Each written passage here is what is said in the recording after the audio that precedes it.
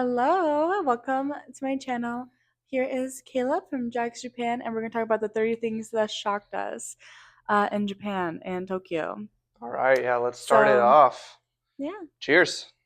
Kanpai. All right, let's start us off, sweetie. What you got? Okay, so the first one was needing to know Japanese in Tokyo. Mm, So that was a very big shocking because I had previously traveled with you hmm in multiple areas of Japan in the middle of nowhere, also in big cities, stuff like that. At least two or three times before actually living in Tokyo. hmm And then so when I got like a basis of okay, how to check into hotels, like how to order food, all this stuff, I thought it was pretty easy. And so my first or second day living in Tokyo, I go to a Starbucks and I walked in and I was ordering. I was like, Korewa, whatever.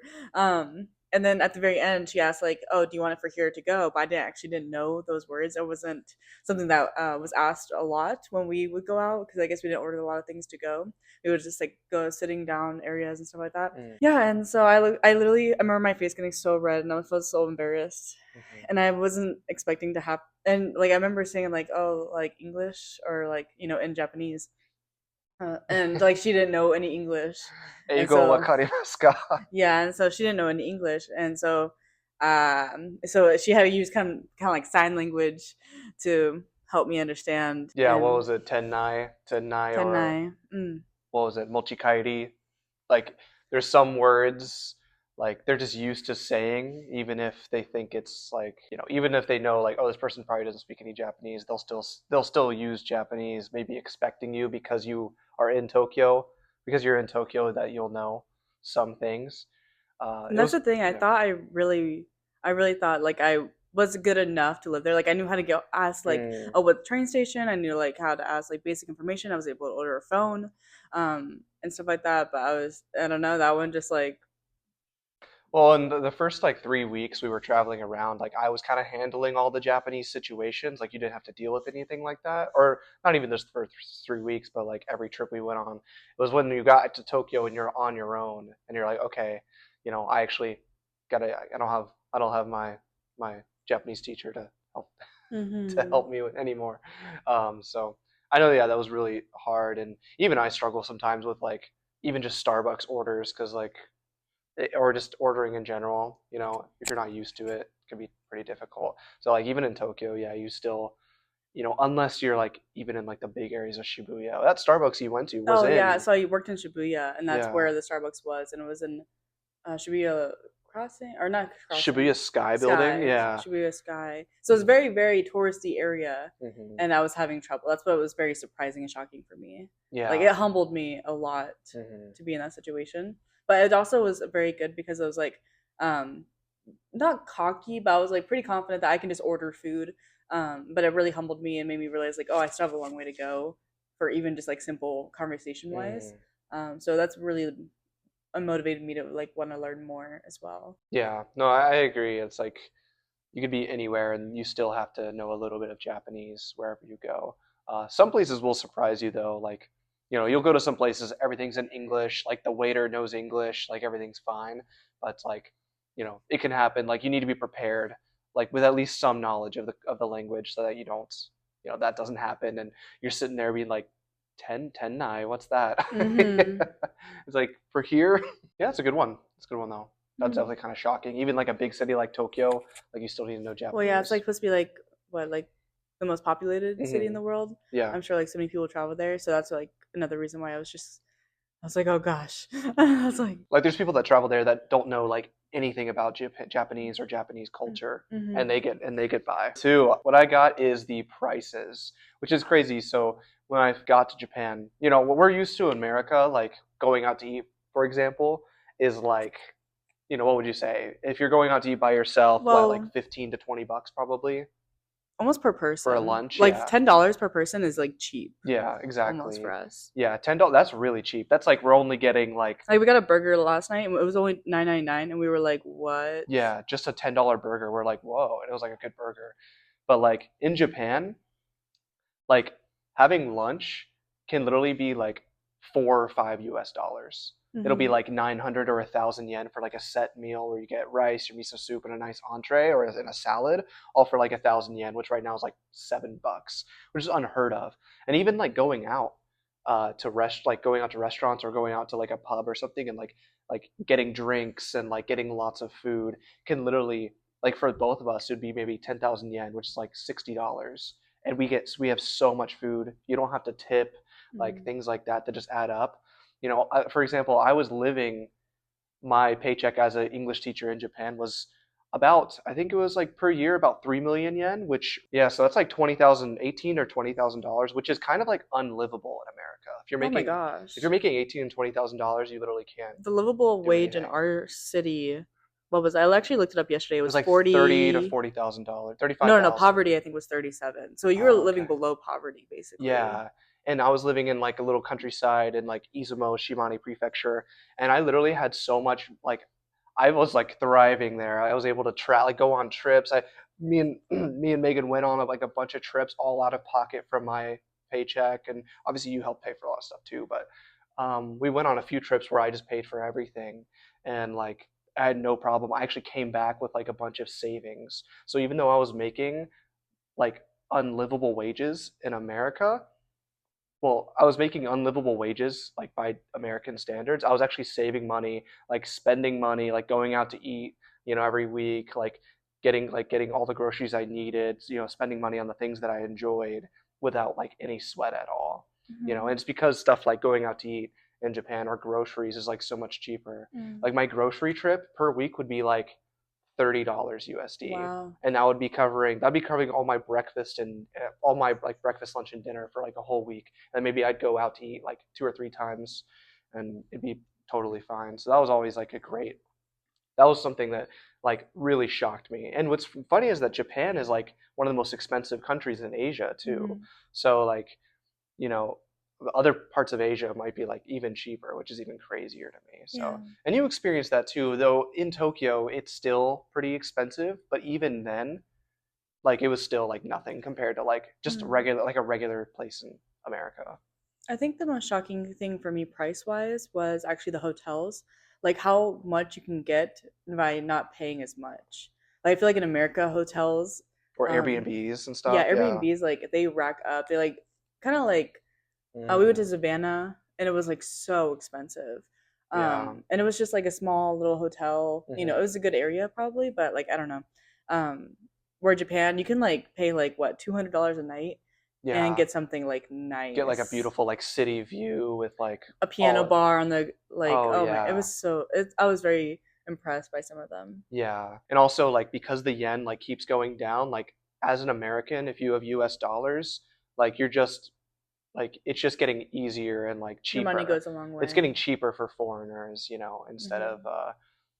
obviously it's bad for like maybe the Japanese people, their money's not going as far. And I was being paid in yen, so like if you're being paid in yen, it can be kind of uh, Mm. it can be kind of like not as good, but still, like I was being paid in yen for the 3 years I worked, and like I had plenty of money, and I was able to do everything I wanted, to go out to eat, go on vacations, and um, I think it depends also like where you live. Like I lived in a pretty small city, but even if you live in Tokyo, like compared to America, at least the prices are like crazy. Yeah. So number three for me was actually we had a few experiences together, but one of them I was actually my last day living in Tokyo, and I was walking with my suitcases and stuff. It was like early Saturday morning, Mm. and this man is flat on his back. This businessman, The salary man, this yeah. he's like just laying flat on his back in the middle of the street, right outside of a station, and he just looks like passed out drunk, just sitting like laying there at like 8 a.m. Hmm. And I was just like, wow, like I don't know, it just like really shocked me. Not like in a bad way, but more like a funny way.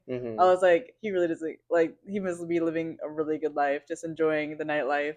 Had too much fun. Almost made me think Well, of the movie Hangovers, oh, Hangover, yeah, the or it's like they Hangover, just yeah, 'cause I haven't seen the movie, but it's yeah. like what I imagine is like Mm. just having a crazy night out and then waking up somewhere. You're like, how did I get here? Yeah, it's really funny because yeah, if you live in Tokyo or Osaka or any of those big cities, you'll definitely see like the salary man culture, where it's like after work, all these guys in suits, they all go out together and like have their night on the town or whatever, but it'll be like a Wednesday, you know. But it's a little. I think it's a little sad though that they have to do that, obviously. But Hmm. I mean, and they can do that here even in yeah. America. But I mean, yeah, you always got to be watching when the last train is going to be if you're living in Tokyo or whatever. Oh, that's probably a good point. That's why, because usually it's like you're It might have going been even out, like 6 a.m. It was like really early. I yeah, know really that on a early. Saturday morning. Well, that'll happen, you know, because it's like they'll be out. Maybe it's like 2 a.m. already. The last train's probably already gone, and maybe they might live in over in some other Saitama or something, some other prefecture, and so there's like, you know what, I'm just gonna pass out right here on the grounds next to the train station, and I'll wake up in the morning and get the next one. Hmm. That's pretty funny though. I remember we were on like a train, and Mm. there was a salary worker, and it was like on the way to work. I guess for him, Oh yeah. and he just popped open like a like Yeah, a he had a whole bag of highballs from the and chew highs from the Kombini, and he was just cranking them open at like 8 a.m. on the train to Nara or something. which I mean, I guess if you have like a really bad work Yeah. culture, but I get that was just like it wasn't like bad. Like you guys can do whatever you want. I just thought it was Hmm. really funny to Yeah. see. You know, I could see like Americans doing the same thing. Yeah. It's just Well, I haven't seen it like that it was the before. fact that he was like had a suit on, and he's probably like a pretty like clean cut Oh, Japanese man, and it was like another day. yeah, yeah. Or the guy passed out. He's just like probably a Hmm. clean cut Japanese guy by day, and then after work, it's Oh. like, all right, let's party, you know. Hmm. And then like 7 hours later, just passed out in the gutter. And then he's got to like be up for work in an hour, probably. Yeah. That's great. For number four, for my one, I got food portions. Um, So just food in general. well, so when my image of like Japan or like Japanese people was that like they're so healthy, they have like they eat like maybe less or something. Because like in America, I feel like people have the image of like Americans that like, oh, they just Mm. eat so much. We're just like we're always eating, we're always eating. At least when I was teaching, like that was the image that like I heard from my students and everything. They're like, Supersized at McDonald's. yeah, exactly. Like they're like, oh, how do you eat so much food over there? And I was like, yeah, I don't know. I guess we eat a lot. And then but it wasn't, I was starting to going out to like Japanese restaurants and stuff, and I Mhm. was getting these huge portions. I was like, I did not expect this. I could barely even like finish them most of the time. I Mhm. was like forcing myself to eat it. And a big difference between America and Japan is that that you can't, it's very rare to get to go boxes, because in America we'll usually like order like a ton of food, and even if we don't eat it all, it's like, ah, it's okay, we'll take it home later, you know, eat it tomorrow. But in Japan they don't do that. It's kind of like you eat everything right there, and like, no, you're not taking it home. Very Mhm. rarely can you. But I remember like being like, I have to eat all of this. It's like this entire, you know, it's like an entire buffet of like all of this food. Did you experience anything like that, like the food portion sizes? Yeah, they were a lot.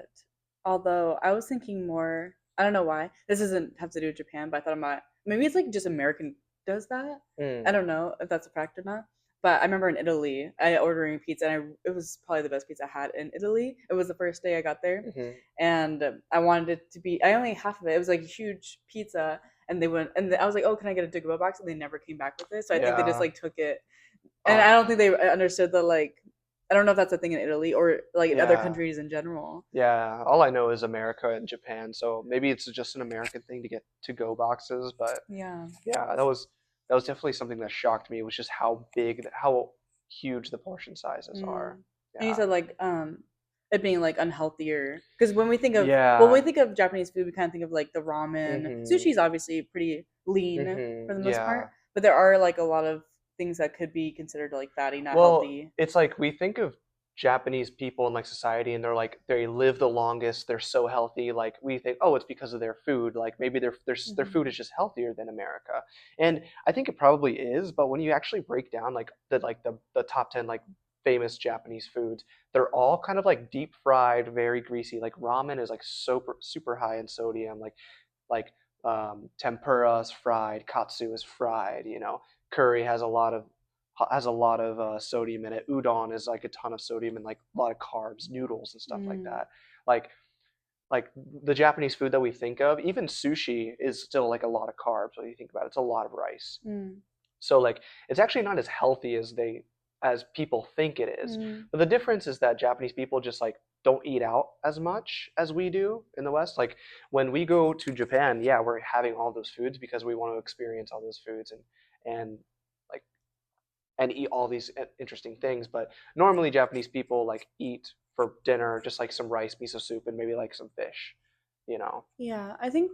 Well, I personally don't think ramen is that unhealthy. Mm. I think there definitely probably is like probably one of the unhealthiest things you can get in Japan besides like sweets and stuff. But I think what differentiates a Japanese and like they know what they're putting in. And even though ramen does have um a lot of sodium, that also does have like a lot of vegetables. Like I feel like It even is kind their of balanced, unhealthy yeah. stuff has vegetables in every Hmm. meal where like our junk food is more like Doritos, more like Yeah, very very processed where even they're unhealthy are still whole foods at the end of the day, yeah, very few ingredients, they know what they're eating. yeah. Miso has a lot of benefits like miso Hmm. ramen stuff like that. So I think that's like another big difference. Obviously Mm. teishakus, Mm. it's like rice, miso soup, and some kind of fish, Hmm. some pickled vegetables. It's like the traditional Japanese Hmm. cuisine, and of course I think that's really healthy, and I think Yeah. they actually eat more carbs than anything else. Is actually Mm. they say like obviously having protein, having fish like Mm. not every day, but like I think it was like Okinawa. I read a book about it. Hmm. They actually prefer eating more carbs. I think that's actually what helps with longevity, like purple sweet potatoes and all this other stuff. Yeah. So I think they overall, I think America just has a lot more of that unhealthy ingredients that Yeah. Japan, even though they're quote unquote might not be very healthy, Hmm. but they're still like better, like more whole foods and stuff. Mm. Yeah. No, I agree. I think it is healthier than America for sure. But I think what shocked me is like The is portions, the yeah. well the big portion sizes too, and then also like realizing like most of the Japanese food, like I guess I just had this image that like that's why Japanese people are usually so much more healthier or skinnier or live longer is because of their food. But like when you think about the most popular Japanese foods, is like, oh, it's actually like kind of like it's Oh, like like fried curry. and curry, like very high Mm. sodium. Now it's amazing, you know, it's obviously incredible, but it's not as healthy as you think. So you can still gain a lot of weight if you move to Japan. Like you still have to like be healthy. Like don't just think, oh, I'm in Japan, I'm gonna like lose weight or I'm gonna be healthy just because I'm living here, eating their food. Like you can still let it get away from you if you're Hmm. having bad habits. So that's kind of like what shocked me a little bit is like understanding is like, oh, okay, like the food isn't like there's nothing special about the food that is generally a lot more healthier than Yeah. American. I think there definitely is like a little bit of a difference just because like say you eat a whole bowl of like ramen, Hmm. it is a big portion, but it's kind of the same thing as like eating like not the same, but like A whole sub, yeah, so like a like the difference in calorie yeah. possibly like Mhm. eating a whole bag of Doritos versus like a ramen, like it's Yeah, just healthier in general, definitely. I think, but that's up for debate, I Yeah, suppose. yeah. But like a lot of stuff on food that shocked me. Also, how Hmm. good it is. Japanese food is Japanese freaking curry, good. I didn't know Japanese curry until I went there. Mm. And I was I never heard of it before. I didn't know a lot about Japan in general. I only ever had like Thai curry, and yeah, Yeah, the yellow it's curry. definitely by far the best kind of curry I've ever had. Hmm. I was actually very surprised when I went there, and I knew about ramen, I knew about sushi, and I expected those to be my favorite. But when I went there, it was like foods I'd never even heard of before. Like udon Yeah, was absolutely amazing. cold soba. Cold soba, tempura, Hmm.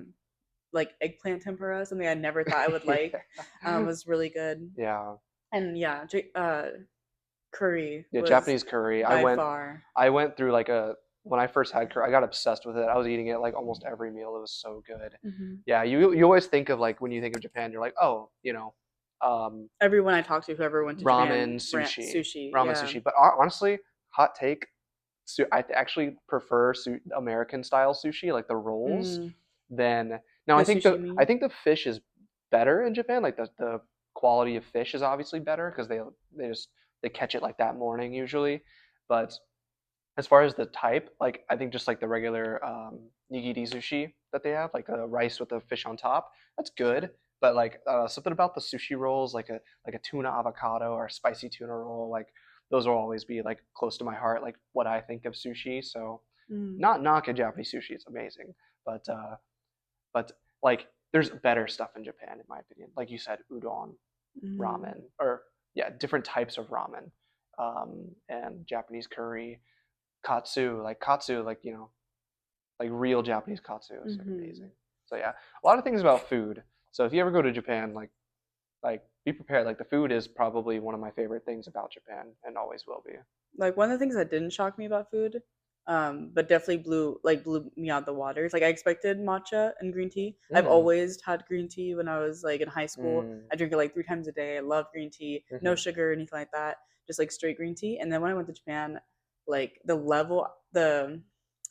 the level of quality, standard yeah, the I have quality. now on green tea, like it's so hard just to get tea from the grocery store now because I don't like the tea bag Mm, taste now because I've had such loose leaf, really good quality green tea, and now yeah, I just like now it's kind of ruined green tea for me. Like every single time I go back, I have to get like 4 or 5 bags because it's just yeah.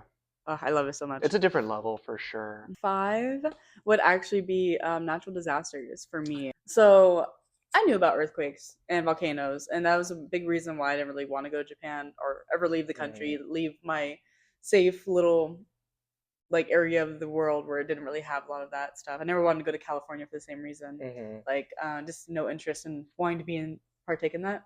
Yeah, I mean, yeah, well, Japan has a lot of like, obviously, it's like, I think it has the most Um, earthquakes per capita, like, right. or the most earthquakes in the world. There's the like most active volcanoes in the world. It definitely like is probably, in my opinion, one of the few like really big downsides of like living in Japan. Hmm. But it's such a beautiful country and rich culture that like you still at least want to try it, you know? So I know that was a big thing for you coming Yeah. over. So we had traveled a lot before I lived there, Hmm.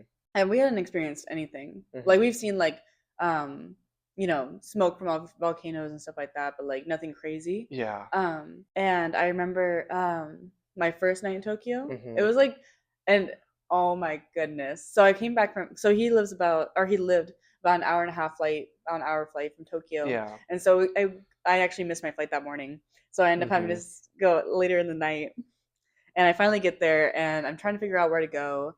I lived in a little place called Meijiro, and I finally get off the bus, and I'm like carrying all this luggage like 10, 15 minutes, and it's so heavy. And I finally get there. I have to carry it up like a flight of stairs, or I can't remember. Hmm. And it was just, and I was like, finally, I got to my bedroom, no sheets on the bed, and then I just hear like I start feeling something. I'm like, of course, Of like course, your first how night. else would this day end?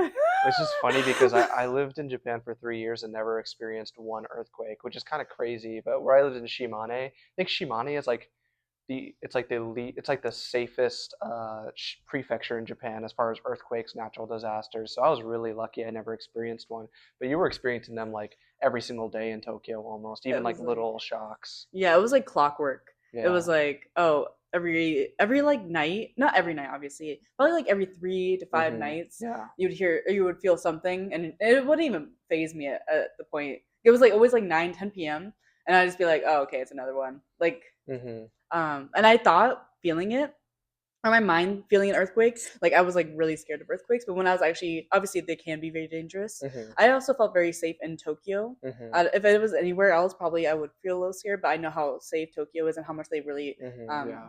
put into measures for the Hmm. city. But it was actually crazy how often it was. I was like, dang. But that probably helped a lot. You kind of like get through that as far as like experiencing it every day. You almost get like numb to it, Immune, maybe. yeah. Yeah. But like, yeah, I mean, you definitely have to have a little bit of a thick skin to like want to move to Japan. You kind of, you know, You have to understand that's a possibility. yeah, that's a possibility and be prepared. Like, make sure you know the rules on what happens if there is a natural disaster. Like, be aware of where you are. Like, what are the common natural disasters in my area? I know in Shimane, really the only thing that I ever had to think about was possibly like flooding because we were in like a big kind of river valley watershed, and Mm. then like mudslides from mountains. Mm. So that was the like or landslides from the mountains. That was like the only thing. But I've never experienced either of those in the 3 years I lived there. So, but if you do live in Japan, just like be prepared, get an emergency kit, like understand your evacuation route and like what your like district needs to do in Yeah. case something happens. Know But some phrases like help, yeah. call the like if so, especially if like someone you know or someone you love is like Hmm. under a house and you need help, like please like Yeah. help or something like that. Yeah, know a few phrases like that, and Mm. like, yeah, it can be shocking because even if you think like, oh, like, oh, I know Japan has had like a lot of natural disasters and it has earthquakes.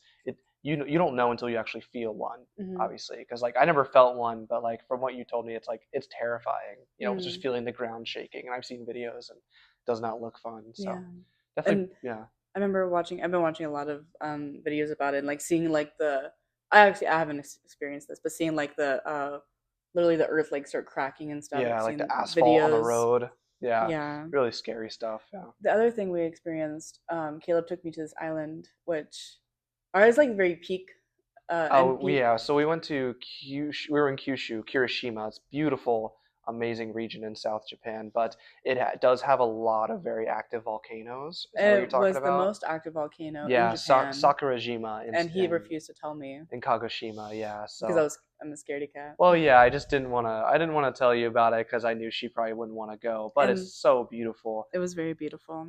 And so we were We had this amazing ryokan where we had a view of Sakurajima, the active volcano, and we were just sipping tea. I yeah, so it was just like we finally got cozy. I don't know if we Hmm. went to the onsen, but we were wearing our kimonos and we were sitting there with our tea, and I got the view, Hmm. and I just see like it was not like some smoke. This was like a miniature explosion. Yeah. Like I was, and I remember seeing it, and I remember just being like I was speechless. I remember, and I was Yeah. like already scared.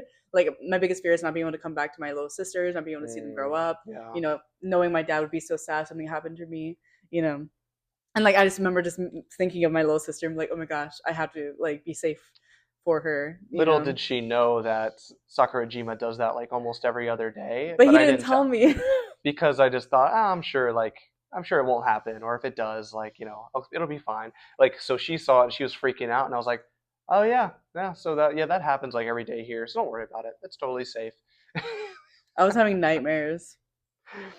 Beautiful place though. Love Mm, love Kagoshima. it was Kirishima is very really nice. beautiful.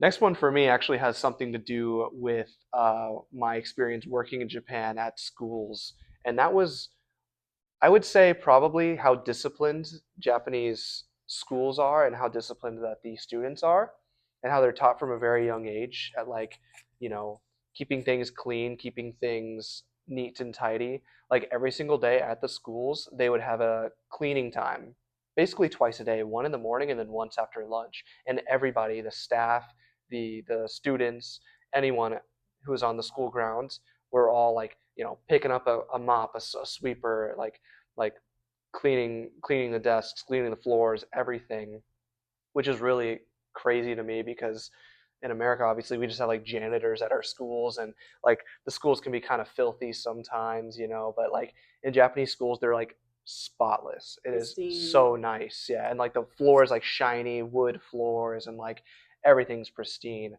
And I think it's just like, and that's, I think it goes into a little bit like why we'll probably talk about later is that why Japan itself is so clean, like the city, like Mm. gardens, parks, and everything, is because they're taught at such a young age that discipline and like keeping things clean and being like forced to do it, and that they all work together to like create a clean environment. That, I think that was really shocking to me and really cool to see for sure. I think that's something I feel like every country could at least implement. Yeah. Um, I remember in my school one time, like some kid like left their lunch, and the teacher was like mad at the student. He's like, you like the janitor does like at least throw your At literally least throw like it away, yeah. yeah, Well, just leave it there for the, the the big janitors. thing for us is like gum, right? We put the gum, like, Oh, remember people would put gum under the desk, like that. Literally, I if didn't do it. no, I didn't either, but it got to be such a problem. People like It was very that was known. like the number one thing. Like, please just don't chew gum and put it under the Oh, desk. You can do everything else, just don't do that.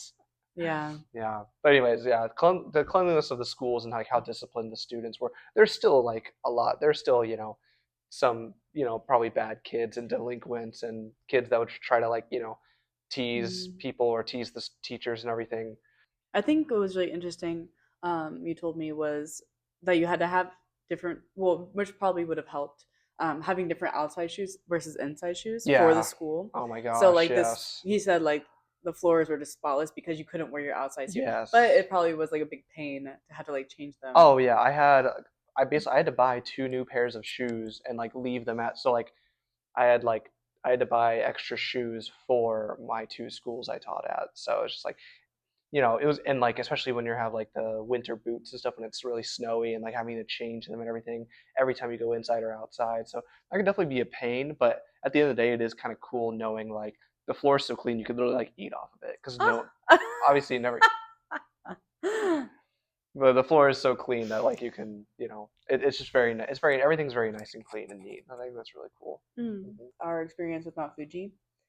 Oh Um, yeah, so it was just a really cool day. So Caleb has been living there for probably a year before I went, about a year, yeah. and he's never seen Mount Fuji. Hmm. Even though he sits on the side of the plane to try and see it. He It just every time I tried to go see it, it was always like a cloudy day, or I just couldn't, or maybe I wasn't on the right side, or like not the right view. But I tried to see it a few times, never saw it. hmm Yeah, and so we had this trip planned. It was in May, and Hmm. we went to Hakone, and we Hmm. had no expectation to see it. It Hmm. was a beautiful day, and we were sitting. He didn't tell me anything what was going on. He Hmm. just puts me in this big Well, because lift. well, because you're so scared of things, I like in order to get you to do things, I just don't tell you what's coming so that you'll just do it. Because if I say, "Oh yeah, we're gonna be over a ropeway 100 feet above a volcano, staring at another volcano," then she's gonna be like, "No, I'm not doing that." But it's obviously it was worth it.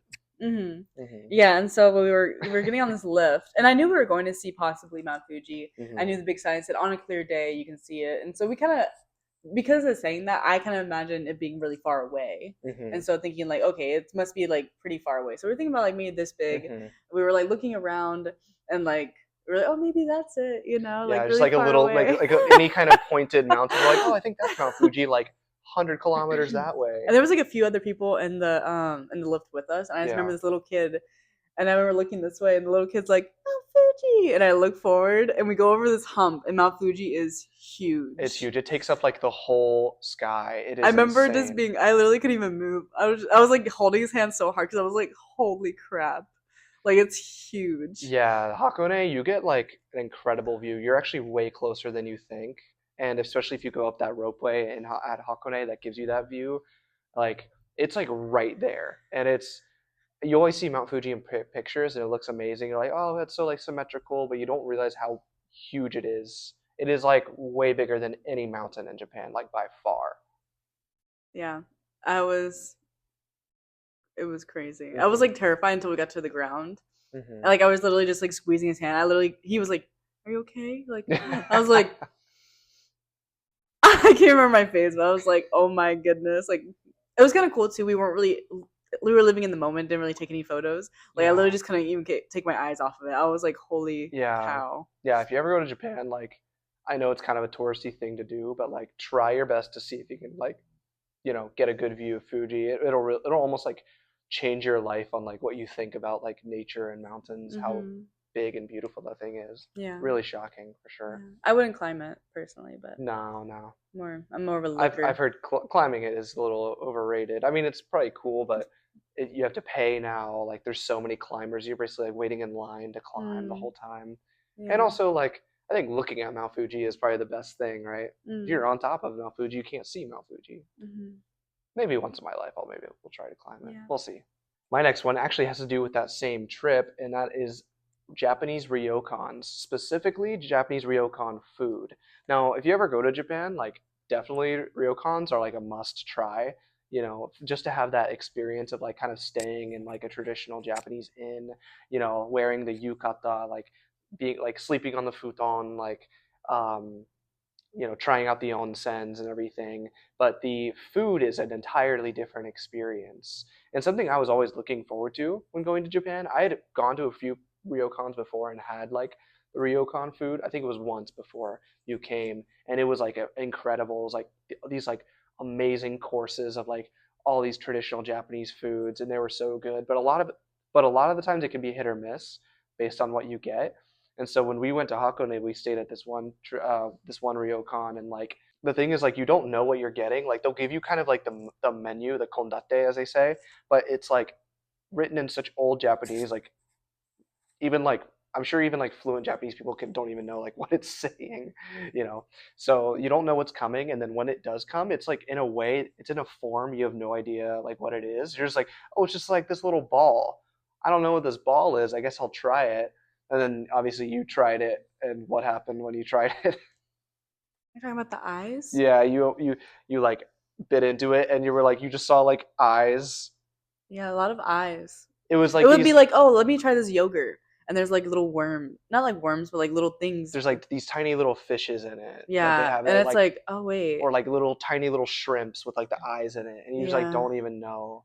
You know, it's like, oh, let me try this It's, like egg custard. This was kind of good, and then you see just like a giant like shrimp head in it. You're like, oh gosh, yeah. It's definitely something. I'm not an adventurous eater, yeah, especially. I didn't eat pork before I went to Japan. yeah. So, like, seeing something like that for me, I was That like, was like our second or third day in Japan too, and especially for breakfast too, because for breakfast, like it's just oh, I do very like breakfast. They give it a lot of rice and miso soup. yeah. They, no, there's the thing about Ryokan food is like I said, it's hit or miss. There'll be some on there that's like 10 out of 10, like oh this is so good, Oh, and then there's some that are like, but then there's some like yeah I'm not even touching that. the dinner, it was really weird. Like, they would give us like chicken or some kind of meat on like a pot, and Hmm. then they would just light a candle.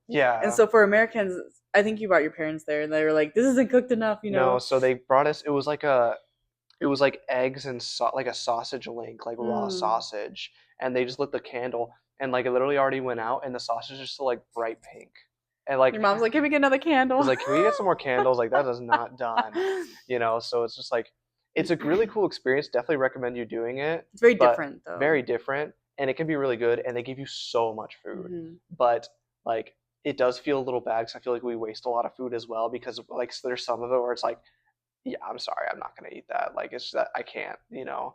Um, My mom was really excited for the Ryokan food, and she's like very big in like trying to eat healthy and like hmm trying new things. She was really excited to try like Japanese cuisine because she knew how healthy it was. And like by like I think it was like the second or third day, she was like, I just can't eat this anymore. Like, I yeah, need something like real food, which is yeah, it's real food. It's just like it's just it's different. hard to eat when you don't know what you're eating. Yeah, exactly. And sometimes it's like I said, it can be like really good, and then sometimes it can be like really just like, I kind of want a cheeseburger right Yeah, now. It's just we had to. it's a very interesting type of cuisine that's definitely Yeah, worth trying, and it'll test your limits. Some of it's amazing, but some of it's just like I don't know about that, you know. I felt really bad when they would come back and like take up Hmm. all our stuff, Yeah, we and like then we just half go of to the it. convenience and get more food. Yeah, I know. It's definitely worth trying, and like I do Mhm. love part of it, like the experience, you know, because Mhm. it's all so beautifully presented. But it's just like some of it's just like I don't know about this one. I think I'll, you know, I'll bow out of that one. Mhm. But yeah, but Ryokans definitely try them out. So the next one I think would be like the very sexualized culture. And again, like Oh I didn't yeah. know anything about Japan. Hmm. The only thing I knew about Japan was what Caleb told me. I would watch like anime every once in a while, not like super into anime, Hmm. but I didn't really know much about Japan. And so when I went there, and I went to a bunch of different countries. Hmm. And this is like the only thing I noticed only in Japan, which it might not be, but it was just something I noticed a lot. Hmm. Yeah, like in the convenience stores, there would just be like basically like half naked woman, which is just not that it's bad, you know, it's just like little kids can walk in there, or we'd It's be walking just down the street and it's there'd be just like right out in the it's so in the open where like obviously that stuff is in like in American stores like they might have that but they might have like a not like separate that but they might have though. like a whole separate like curtain or like a whole separate like part of the store where I don't actually yeah you're right I don't even It think would be that stuff there's magazines, but they're all like, oh, eat this healthy thing, or this like yeah celebrity broke up with this guy, like nothing, like it's literally just like a woman in bikini, like literally squishing her breasts together and stuff like that. It's like yeah it's crazy. like but it's yeah it's like right out in the open like yeah like little like it's right next to like it could be next to like the manga like the kids Mhm. comic books Mhm. like you're it's kind of like right out in the open and even like the like we're just like we were walking down the street like we're in the main part of like Tokyo or something and we're like right out of the train station it'll be like the main avenue but then like the next street over could be like a really sketchy like bad Oh, district you know and it's like it's so it's kind of sad that it's like so out in the open and like people are like kind of like desensitized to it yeah, I know like the love hotels, which Caleb did yeah tell me about. It was like it's basically you can pay for an hour in this hotel. It's like it's like basically promoting. you pay by the hour and like they're called love hotels so it's like obvious we all know what that's probably for Yeah, and I'm pretty yeah sure that's legal in Japan. You know, yeah doing that is legal, which in America it's not. it's either legal or it's like very like looked over like oh like it's not a big deal or Hmm. something I don't And I know remember like I watched a few videos of like, oh, as your like cheating is very big Like Hmm. not for women though. Women like it's very frowned upon for women to be to cheat and stuff, which I've seen like videos like, oh, would you cheat on your wife? He's like, of course I would, obviously. And he's like, would you ever Hmm. tell her? He's like, no, she would think I'm a pig, you know. But like when women were asked, like they're like, oh yeah, like he needs to relieve stress, like you know. But I don't know. It's a very different culture Yeah. that way, and it's like very surprising. Like yeah, it would just like out of the blue, it would just and be and you like, can and you can see it in like anime and stuff too. Like literally, like kids will watch like and mm, when I was teaching middle school and like my sixth graders, they would be talking about the anime they would be watching. One of them was like Chainsaw Man yeah, or I remember whatever, Chainsaw Man being like, oh, and boobs. like the whole point of Chainsaw Man is this guy who just wants to like look at boobs or something, like feel Hmm. I don't know what it is, something about boobs or At least something. in the first like few episodes. So I think we tried to watch it, and Yeah. So so for them, they're sixth graders, like 12-year-olds, kind of like desensitized to that. Obviously, in America, we it's kind of like that too, depending on how you're raised. mhm. But like it's like so out in the open. Like I said, you can walk into a convenience store and just see like porno mags. You can like you just be walking down the street next to the station in a busy area, and like there's like very sketchy areas that you probably don't want to be around. So it's like Mhm.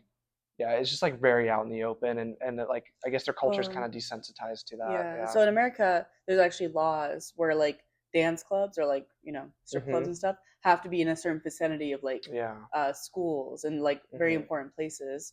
Like they have to have they're all in the same section and like they have to be away from like certain places for that same reason. And I remember like a lot of stories where like women were just or there's like women only trains in Tokyo for that exact reason because men will especially if a pack train they'll try to like feel on women and stuff like that. The evenings, especially, men will try. I've when during my experience in living in Tokyo, I had a friend. I didn't experience this, but my friend told me there was like this poor old woman on the train and some drunk guy, which can happen anywhere. I'm not saying this is just Japan, Mhm. but I have heard like yeah, he was just trying to like grab her and like stuff like that. Like obviously it was pretty late at night. It's really unfortunate. But I also remember so I got the green screen of death on my phone because of rainy season and I had to get a new phone, which is the phone I currently have. Mhm. And so my old phone didn't have this problem, but what I realized was the clicker when I take photos, it shutters, so you Yeah, could hear camera. it. Yeah, the Even camera if you took, shutter. yeah, even if you took it off, it would still do that. And I Mm. realized it was actually because Japan has such a bad problem with like taking photos of women, like on the escalators, it says like don't take photos of women under their skirts and stuff. Like it's Yeah. such a big problem that they have to put these signs out that they had to have any phone from Japan has to have the shutter on the phone. Mm. Like that's just like to me, I was like I've never heard of that before and to be in a culture where it's like that's such that like the sexualization is like and I think it probably does stem from watching that as a young boy Mhm. or a young girl, seeing that all the time, especially in anime. And that's probably just like their normal. It's like, oh, I can just like look up, girl skirts because they show in anime and stuff like that, you Yeah, know. it's like I think it's just the level of perversion. Like obviously every country, like the whole world has like, probably stuff like that, but the fact that it was so like out in the open in Japan, it's like a normal thing. Like people just accept it like, oh yeah, like, we have to keep the camera shutters on to keep perverts from like taking random pictures. Like we have to have women only trained so that perverts don't start like so that women can feel safe just going to work. Just like Mm-hmm. really kind of like sad and a little Mm-hmm. messed up. Obviously, the whole world has problems with that, but like in Japan, it's like very shocking that it's so out in the open and Yeah. so accepted and like understood. Like, oh yeah, this is just the way it is. Mm-hmm. We can't, We could just put up a sign saying "Don't do this," but that's like the most we can do, kind of yeah, thing. yeah. Mhm. All right, next. This one's a little bit negative too, but this is the AC in Japan. In Japan, though, the apartment I lived at, I just had one little AC unit in the corner, and in order to like live in my even in my own apartment in the middle of like summer, I'd have a fan just blowing on me constantly because in Japan the central AC is like basically non-existent. Only like a few like places will have it, maybe if you're like lucky.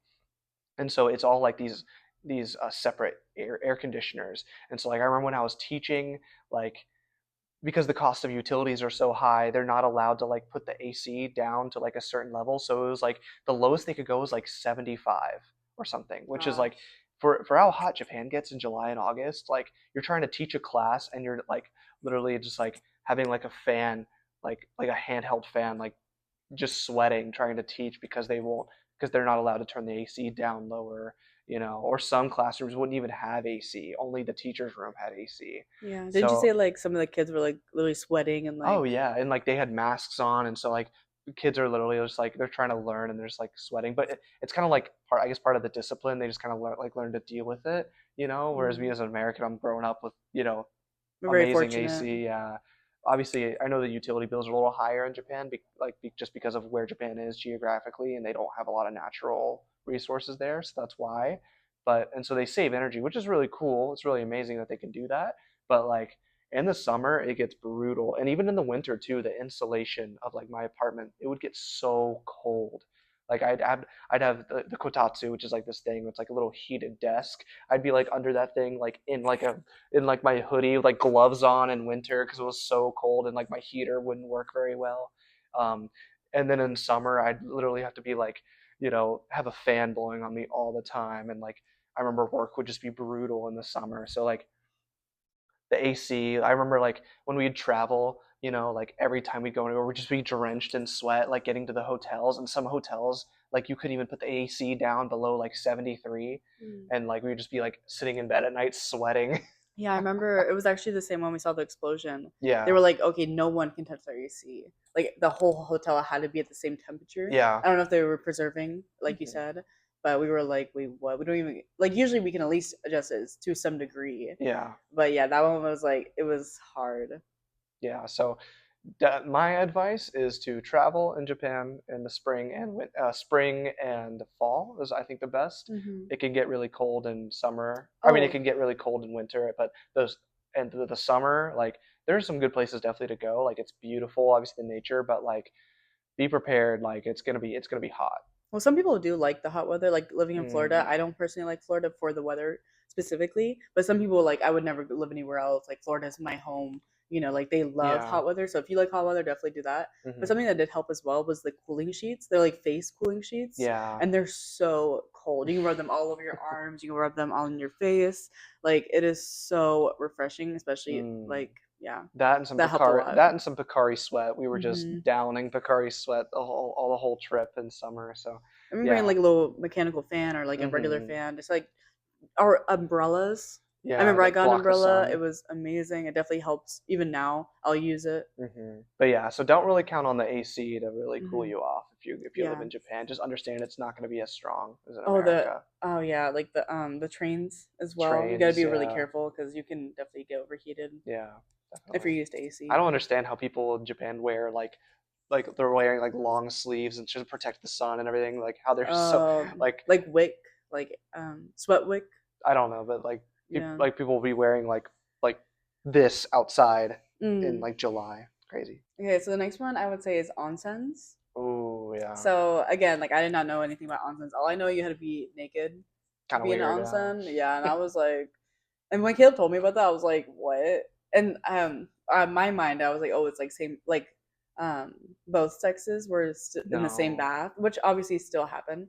But yeah, it was like I they're don't know. very very few and far between that happen. Yeah, They're they're separated separated. separated by gender. Yeah. And so he told me he went and stuff. I was like, wait, what? Like you'd be like in the nude, stuff like that. Like it's really like I don't know. For me, it was like I didn't understand. It is weird at first, especially for an American. Like for me, I was just like I was a little weirded out by it, but I was like I want to try it. It's like I knew about like oh I know it's like Japan's like really famous thing about their culture and their amazing hot springs. Like feels great. I want to try it at least. Hmm. So the first one we went to was a Ryokan, right? And I think it was in Hakone. Yeah. Yeah, the Hakone Hmm. Ryokan. It was so awkward for me. I Hmm. felt really nervous. I think it was Gochi. just like not as nice as I thought it was gonna be. Hmm. Like it was very dark. At least the first one I experienced, so I was like, oh, this is like a little weird. I Yeah. don't know. Very buggy as well. Well, it depends. It's kind of it depends where you go, but if you go to really nice ones, like when we experienced some really nice ones, like they were like Yeah, and so like the incredible. more trying it, I was like, and then I'm realizing, even when there were other people in there, I was like, dang, this feels nice. Like Hmm. you shower before and stuff like that, and then you just get in, and your body feels so good. My favorite one was the cooling, Yeah, like the it's like an cooling. ice bath Mm. basically, kind of. And you just get in, it's so nice and cold, and it's like, ah. Especially in And summer. yeah, and I thought it was gonna be like really weird. But after a few times of trying it, I got really comfortable. Obviously, no one really talked to each other in there and stuff like that. Yeah, it's Um, very like, even though like there's people around, you kind of just keep to yourself and you just like Hmm. relax. It's really a soothing experience, and also the waters are like filled with minerals. It's like really Hmm. great for your skin, and you just feel so like when you get out, you feel so relaxed. You just like hang out. You're in your yukata, and you like have a beer afterwards. It just feels so amazing and relaxing. Hmm. Yeah. I was shocked too, even though I already had big expectations for onsens. I was shocked that like they were actually that good. They lived up to the hype. Hmm. And for you, I know for you, you had no expectations. You thought it was like bad, and then it became like your favorite thing about Hmm. Japan, and like stuff we talk about every day. You're like, oh, I can't wait to go back and Yeah. have an onsen bath. Well, that's the thing. Like, I'm my whole life, I was like, I'm gonna spend the rest of my life in like North Carolina or like Tennessee, Mm, somewhere in the mountains. hmm. And the one thing that they can't offer is the onsens, and that's the only reason. Well, one of the only reasons why I want to move back to Japan, because Yeah, that's just one thing I can't get in America, yeah. at least not like to Like we that can have extent. like the most beautiful cabin in like North Carolina, but I know if we want anything like that, it's gonna be like a hot tub with like chlorine and Oh, my chemicals. skin gets really irritated with like chlorine and Yeah, stuff like yeah. that. Like I remember we went to Blue Ridge or Boone or Hmm. whatever, and we had a hot tub, and literally my skin just broke out, and, like this Yeah. rash and stuff. Like, but I never had that experience with onsens. Mm. Whereas in Japan they don't have that. It's like all like natural hot spring water. It's really Hmm. amazing. All right, next one for me is also kind of a little bit of a negative one, unfortunately. But this is like over tourism. um, Now what shocked me about it is that I actually moved to Japan during the COVID pandemic. So when I was first traveling around, I went to places like really touristy places like Sensoji Temple in Tokyo and Kiyomizu-dera and Fushimi-inari Jinja or Fushimi-inari Taisha in Kyoto, like the really nice the gates, like all the orange torii gates that you go up the mountain, and like the most famous places in like Tokyo and Kyoto, and there was like no one there. It was like really beautiful. You could really feel the power of like the area, and it was so beautiful. There's like barely anyone there, but then when the borders opened up and people were allowed to start traveling again, and when you finally came over is when like I started to see like the tourism, like I Kyoto. think when we first went to Kyoto and like just trying to go to Kiyomizu-dera up that hill A near lot of, Gion, yeah, and it was just like it was so there were so many people, school umbrellas, kids. school trips, like it was just crazy. Like you could barely move, and it really kind of sucked out like a lot of like the joy and experience.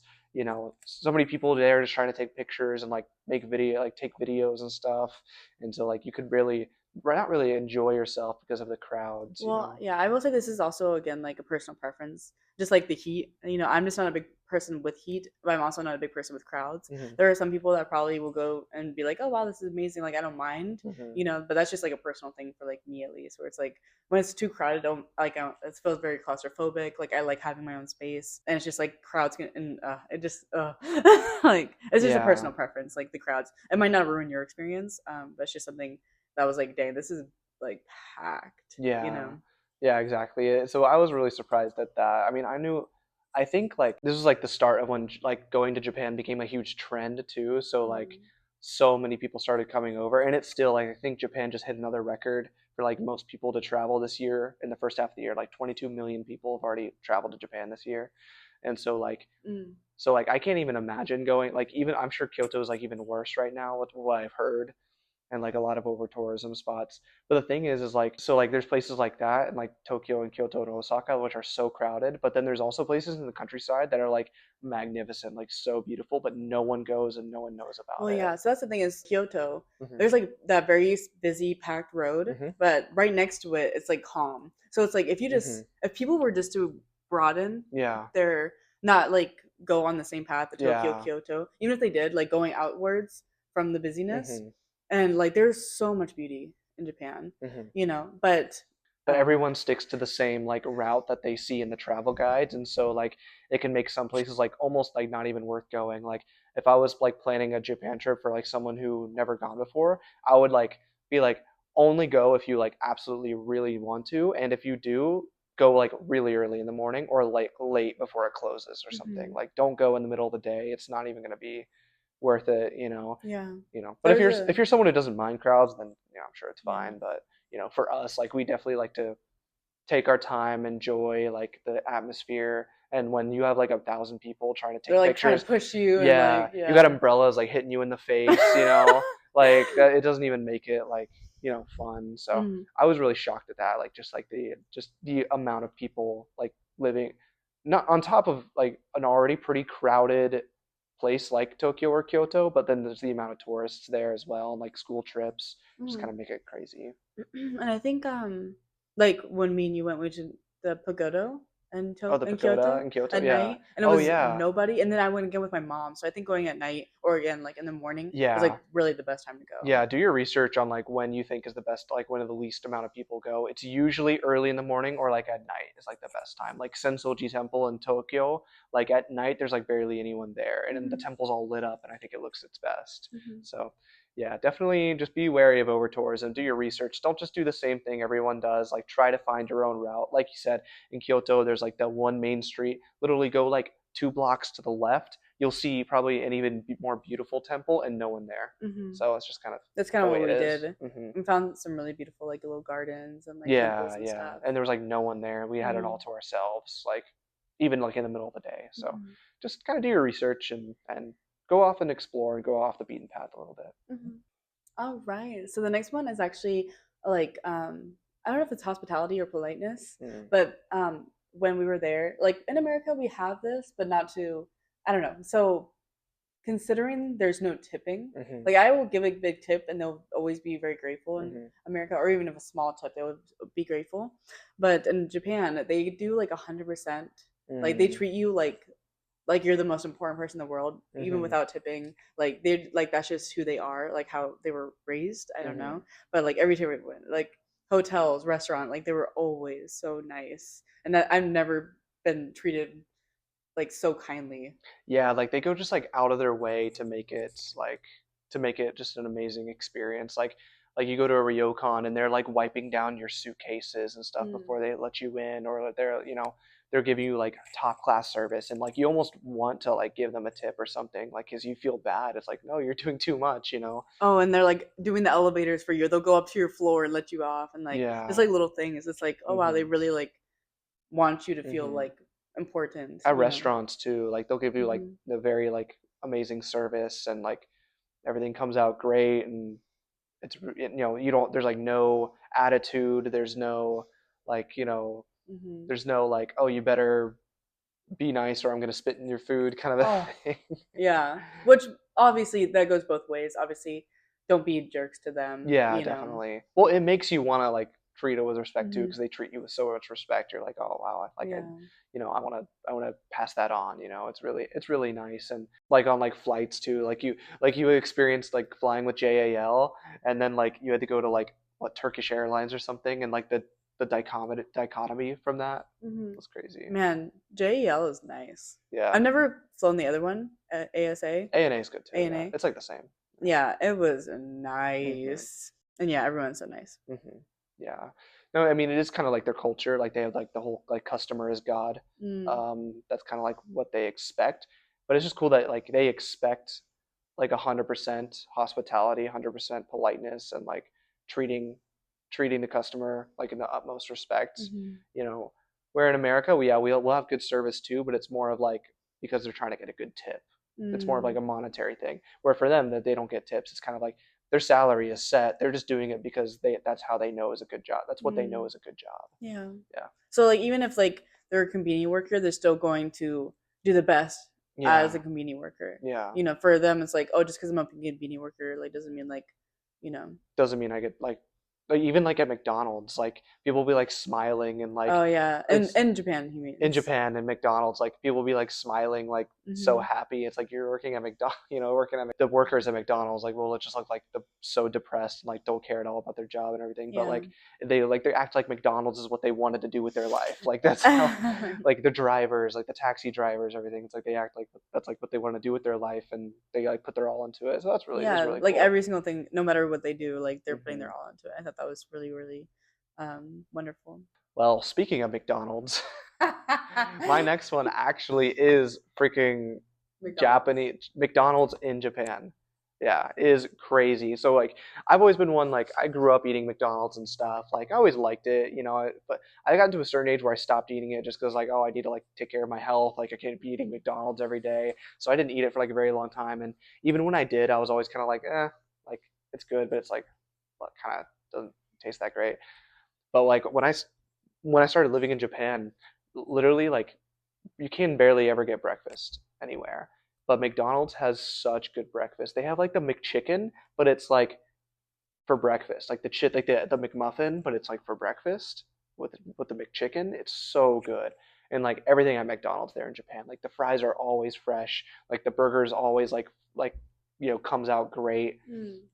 you know, and that goes for like a few of like Western um, Like KFC or fast food, like Domino's. KFC, Domino's. Like we haven't tried Wendy's over there or Burger King, but like the stuff like that, like we kind of think of like low quality and it's like oh fast food. Like even fast food in Japan is like high quality, like especially like McDonald's. Mhm. Definitely recommend it. I know it's kind of weird if you're going to foreign countries and like Yeah. you want to check the foreign food, but like the McDonald's over there is like in my opinion like way different than Mhm. McDonald's here in America. So like certain fast food places like that. It's always hot and fresh. Yeah, it's always hot and fresh.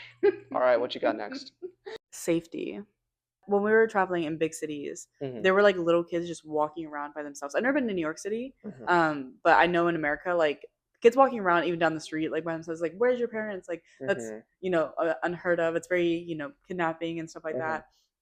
And literally just seeing like little kids with their backpacks, no adults around, just walking by themselves, and it being completely fine. Hmm. That their safety is there is like so, or their crime rate there is so low. All that stuff, Hmm. like that was like really cool. Yeah, I mean, 3 years like living in Japan, it's like never at any point did I ever feel like unsafe. And if I did, it was probably just my own mind. If growing up in America, like I remember when I would like walk around my small town of Hirata at night and it's like pitch black, and it like I feel like I was like, I'd be so scared, but then I realized like how safe Japan is and like I'm really just chilling, just walking down the street, no big deal. Like we're in cities, you go down any like alley or want, like you're not, like you're not at risk of anything like that. Now you still like be careful, don't like take precautions like you normally would, but like the fact that you can do stuff like that, Yeah. like you can explore anywhere you want in the city and not feel like you're in danger, which in America is like totally different. In America they like basically tell you like do your research before you go to a city so you don't end up in a In bad the wrong area area. and like end Mhm. up getting something stolen or something, unfortunately. So in Japan they don't really have that, which is really cool. Like everything's so safe, they take precautions and measures for like everything. It's so cool. Yeah, we were in Kyoto our first time, Hmm. and I remember we were in our kimonos and we were walking, and I really Mm. had to, and I used the restroom and like really far away, and I was in like the little sandals or whatever, and I was walking back. It was like solid 5 to 20 minute walk. I can't remember exactly, but it was like long enough to be like, oh. And then before realizing I didn't have my purse, which had my Hmm. passport, which had all my money, which had like Hmm. all my identification. Like I literally had everything in there, and I left it in the bathroom, and I was like, oh crap. It was just like a public bathroom too, in a really crowded area. It was the most crowded street on Yeah, in Kyoto. Kyoto, yeah. So like I was like, I don't even know what to do. So I remember walking back. I was like, oh well, I guess if I lose my passport, then I'm stuck here. But at the same time, I was like, this does kind of suck. You know? Yeah. Also, it was like I think it was like a rented purse too. Like Oh my it was gosh, it part of was the from kimono. yeah, it Yeah. was part of the kimono, and and so we get back there, and there's like two like school girls in the bathroom, and I'm trying to figure out how to ask if there's a purse in there, because it's only like my second week in Japan, and they're like, oh no, there's nothing in here, and like we went down the stairs. It was like next to these stairs. We went down, and we see a woman. Didn't you see her? Because I didn't see her. No, it was like a couple or Yeah, it was a something, and couple, like I saw one of them was carrying like the the bag. purse, and I was Yeah, like, wait, is that your purse? yeah. Yeah, And then she like looked at us. because it matched your kimono, and Yeah. we were like, I think that's your purse, and so I think you asked, and it was like that's, and then we looked, and it had everything. Everything was still in it. Yeah. Like it Like she was was, like looking for us. yeah. Oh, Yeah. I think maybe She she was probably gonna was like trying to find an take area it to to the station or yeah. something. Yeah. And I was like, "Oh my gosh, But like and I someone literally wasn't. like I literally thought I was going to cry. I was like, "Oh my gosh, thank you so much." And she was like Yeah. so kind, we were just bowing to each Hmm. other. And I was like, "Dang, that would never happen to me." Yeah. Like I think when I went to Italy, my professor got pickpocketed the first day. Your Yeah. manager recently just like lost his wallet. Yeah. Exactly. Like it's kind of like, I mean, not a Or normal got his wallet thing, stolen. not a normal thing, but like It's very rare. Well, I mean, there are good people in America where it's like, oh, I Hmm. left my wallet, or and then people will come back. But considering like it was crazy and how long I was There gone was a lot for, of yeah. it had like all of your travel money in it too, so it just been that would have just been so unfortunate. Yeah, God was looking out for me that day. I was Yeah. very, very thankful. But yeah, just in general, like the safety, like in Japan is pretty crazy. Like the Hmm. crime rate is so low. So like when you go, you don't obviously take precautions like you normally would. Like don't be an idiot. Like Hmm. don't act like you're invincible, but understand like you are safe. Like there's Yeah. nothing to worry about. I mean, I lived there by myself in a big city. Obviously, I didn't go out at night. I'm not a big night person. I usually am in my apartment by 8 or 9 o'clock. Hmm. But yeah, I've never had any kind of problems. Yeah. Um, I so think it the was, only things I've heard of is like scammers. Like just don't like there's like the street people on the street that are trying to get you to come into their bars and stuff or oh, whatever. interesting. It's like, Oh, just oh, so they like charge free more. drinks. It's like, oh, we're giving you free drinks. What? Yeah, you haven't heard about that? Oh, Yeah, Chris Broad's had a few videos on it. oh, Um, like that's like the biggest thing you have to worry about if you're a foreign tourist in Japan is the kind of the people on the street that like try to get you to come into their restaurants or bars, and then it's actually like they charge like crazy amounts or they'll drug you in some oh my cases. Yeah, gosh. there's some really All right, so Japan isn't as safe as I thought it well, was. just it's safe, but just don't like don't follow people to random places you don't know. Don't Right. like follow Don't be too randoms. trusting. Don't be too trusting. Like especially if you're near a big touristy area, that's where that kind of stuff happens. Usually in Hmm. like Shibuya or Shinjuku in Tokyo. But but if you're going to like other places, like you're not don't have to worry about anything like that. Hmm. Mhm. Yes, so that was 15. We're going to do the next 15 on his channel, so I'll link that down in the bio. So, yeah, thanks for watching up to now. I'll see you guys later.